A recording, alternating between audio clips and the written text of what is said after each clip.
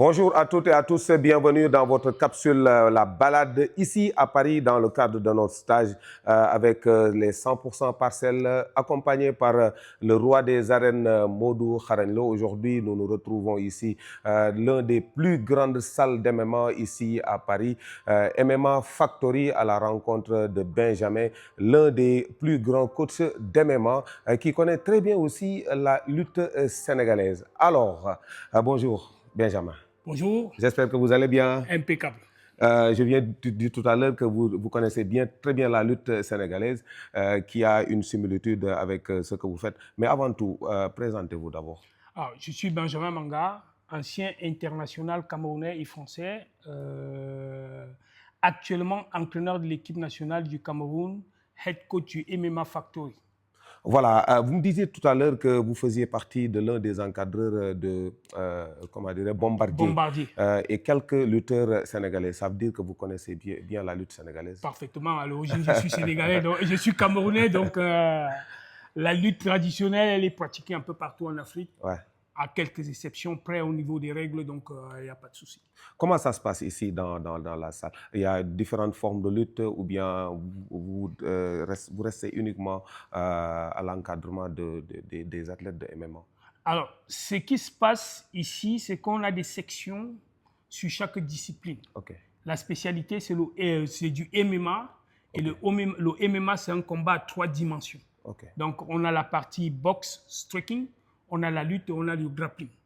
Alors, quand on parle de haut niveau, il ne faut pas bricoler. C'est important d'avoir des spécialistes dans chaque discipline. Mais donc, ça dit que pour pratiquer le MMA, il faut plusieurs disciplines à la fois pour être beaucoup plus à l'aise dans... Exactement. Il faut plusieurs disciplines. Les disciplines majeures, c'est la boxe, okay, la lutte et le grappling.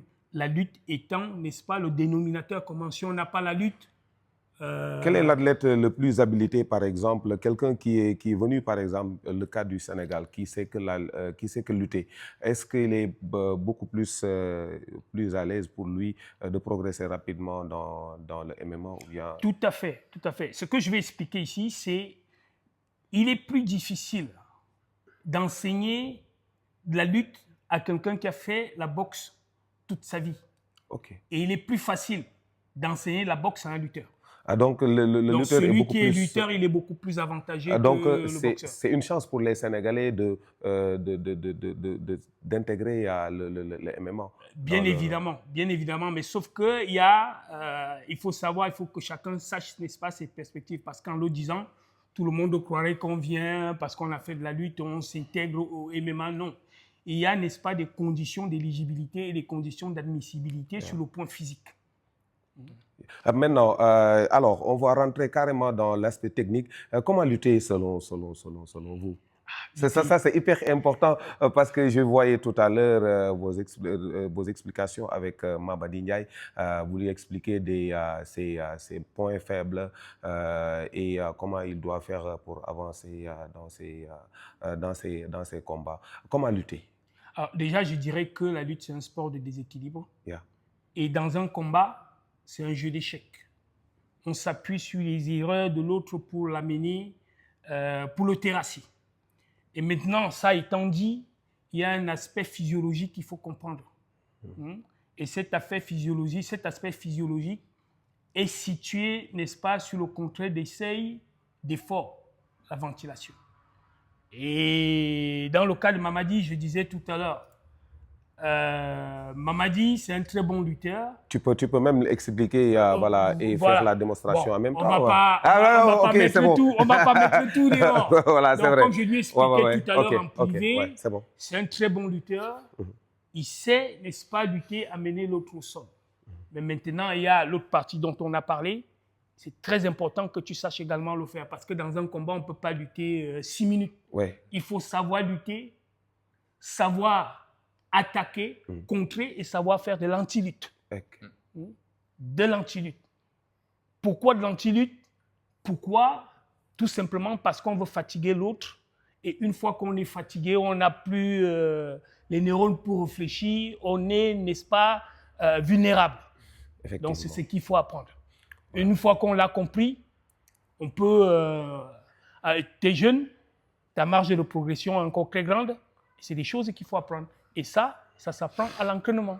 Alors, vous les Sénégalais lutteurs, je vous invite à vraiment découvrir Benjamin, qui est un excellent technicien. Dans sa façon d'expliquer, vous allez comprendre rapidement, et dans sa façon de te mettre en pratique, vous allez l'intégrer très rapidement. Parce que je sais qu'aujourd'hui, vous les lutteurs, vous voulez intégrer le MMA, et le MMA a besoin quand même d'un bon encadrement, pas uniquement la lutte, il y a plusieurs disciplines à la fois, comme il l'a si bien expliqué. Une question qui m'intéresse beaucoup.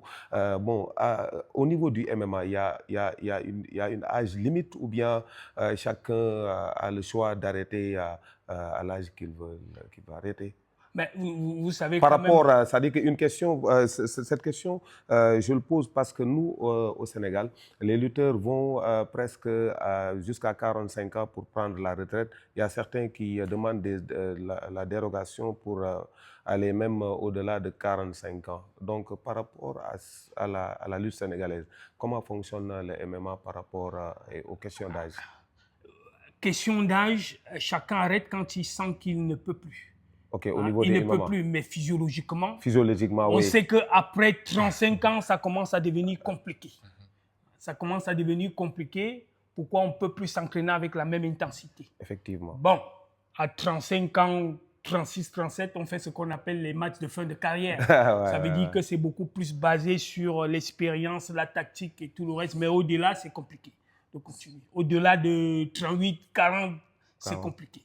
Effectivement. Donc, par rapport aux lutteurs qui veulent maintenant lutter à un certain âge, un conseil à leur endroit? Moi, je dirais ceci, quand on est jeune et qu'on a le potentiel, bien évidemment, si on a 15-16 ans, on peut commencer à s'entraîner, parce qu'il ne faut pas oublier que dans la phase d'entraînement, il y a d'abord la phase qu'on appelle l'entraînabilité. Yeah. Après, chaque entraîneur a sa méthode. Le temps de s'adapter à une méthode et le temps, n'est-ce pas, de faire tous les réglages nécessaires en s'appuyant, n'est-ce pas, sur toutes les compétitions que l'athlète va faire. C'est à partir de là qu'on finit par construire un bon athlète. Pourquoi? Parce qu'à chaque compétition, on relève, n'est-ce pas, des erreurs. Une fois qu'on a relevé les erreurs, on les ferme. Et il y a d'autres erreurs derrière jusqu'à ce qu'on ait, n'est-ce pas, l'athlète qu'on veut. Ouais. Et après, une fois qu'on a l'athlète qu'on veut, on va entretenir cet athlète-là pour qu'il reste au sommet pendant longtemps. Effectivement, évidemment. Donc, vous rappelez que les champions que vous voyez en MMA, pratiquement la grande majorité sont passés ici. Ils ont gagné leur ceinture avec lui. Soit ils ont démarré avec Fernand Lopez. C'est le grand maître. Pas... voilà, de toute façon. Je travaille sous ses ordres. Voilà, donc, très bien. Fernand Lopez, à qui nous saluons au passage. J'espère qu'une telle salle est prévue à Dakar, bien sûr. Puisqu'aujourd'hui, les lutteurs veulent tous intégrer le MMA, il faut penser aussi. Mais je pense, vous dites à Dakar, rapprochez-vous de Fernand Lopez, je pense qu'il ne serait pas contre. Ah, mais bien sûr, on aura l'occasion de repasser ici et d'en parler avec lui. Mais avant ça, vous allez en parler avec lui. Oui, puisque ça sera un bénéfice pour nos lutteurs sénégalais d'avoir sur place une salle comme ça et de se préparer pour le MMA et ne pas faire le grand déplacement jusque-là. Moi, j'en toucherai un mot, mais après, vous savez, si ça reste que sur des paroles et qu'il n'y a pas d'acte, ça ne se fera pas. Alors, un dernier mot par rapport à nos lutteurs, la visite qu'on a effectuée, Non, mais écoutez, vous êtes toujours la bienvenue au MMA Factory. Donc, il n'y a pas de souci là-dessus. Et notre collaboration, vous l'aurez toujours. Ce n'est pas la première fois que vous venez ici. J'espère que ce ne sera pas la dernière non plus. Ah non, on vient de renouer cette relation. On va essayer encore de la garder. Très sympa, Benjamin. Au plaisir. Franchement, bon courage, les gars. Bon courage. Coach, tu peux nous refaire la liste. Les champions. Écoutez, il y a Cyril Gane, il y a Francis Nganou. Francis Nganou, Francis Nganou s'est entraîné ici avant d'aller... Voilà, où il est, vous avez plusieurs autres, vous avez, n'est-ce pas, Jordan Zebo qui s'entraîne ici. Tu peux prendre les champions qui sont là. Baki, voilà. il était ici. Jordan Zebo, il est ici. Ouais. Ah, vous voyez, ils sont nombreux là. Alan, il est ici. Ils sont nombreux là. Ils sont nombreux. Ils sont nombreux. Donc ici, je dirais, c'est l'usine. Ah ouais. L'usine. Yeah. Ah, il ne faut pas se cacher de dire quand même que si les autres ils vont ailleurs, ils ont commencé ici, c'est ici qu'ils ont été formés. Ici. Voilà. Et je viens de rencontrer Cass aussi, qui fut un adversaire de deux de nos lutteurs, ou bien trois même. Il a rencontré Albouri, il a eu à rencontrer Zarko, qui n'a pas tenu. Ouais. Le combat n'était pas tenu. C'était il veut rencontrer Malick Niang. Malick Niang, il veut rencontrer Malick Niang. Donc, Malick Niang, à toi de dire du oui ou non. Donc, c'était tout pour aujourd'hui à la rencontre de Benjamin. Très sympa, machallah. Et avec, comment dirais-je, MMA Factory.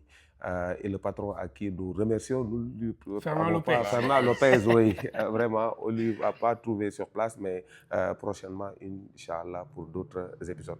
Merci. Merci.